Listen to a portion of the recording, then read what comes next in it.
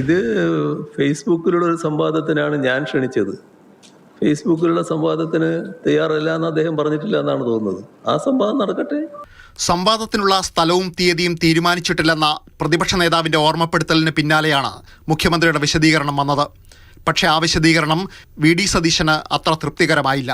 FB പോസ്റ്റിലൂടെയാണ് സംവാദം എന്നാണ് മുഖ്യമന്ത്രി പറയുന്നത്. അദ്ദേഹം തന്നെ നടത്തിയാൽ മതി. അങ്ങനെയല്ലല്ലോ സംവാദം. FB പോസ്റ്റിൽ എന്താ സംവാദം? സംഗതി നേരിട്ടുള്ള സംവാദത്തിന് സാധ്യത മങ്ങുമ്പോഴും ഫേസ്ബുക്കിലും അല്ലാതെയും സംവാദം തുടരുന്നുണ്ട്. ആദ്യ 2 ചോദ്യങ്ങൾ മുഖ്യമന്ത്രി ഫേസ്ബുക്കിൽ പങ്കുവയ്ക്കുകയും ചെയ്തു.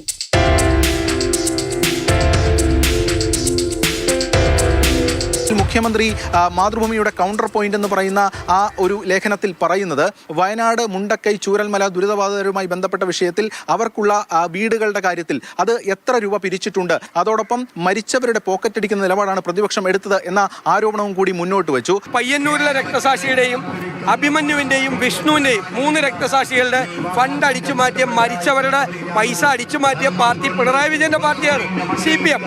കണക്ക് പൊതുസമൂഹത്തോട് പറഞ്ഞോളാം, മുഖ്യമന്ത്രിയോട് പറയേണ്ടതില്ലെന്നാണ് പ്രതിപക്ഷ നേതാവിന്റെ മറുപടി. ചുരുക്കത്തിൽ സംവാദം എങ്ങനെ വേണമെന്ന സംവാദമെങ്കിലും തിരഞ്ഞെടുപ്പ് കഴിയും വരെ തുടരും. മാതൃഭൂമി ന്യൂസ്, കൊച്ചി.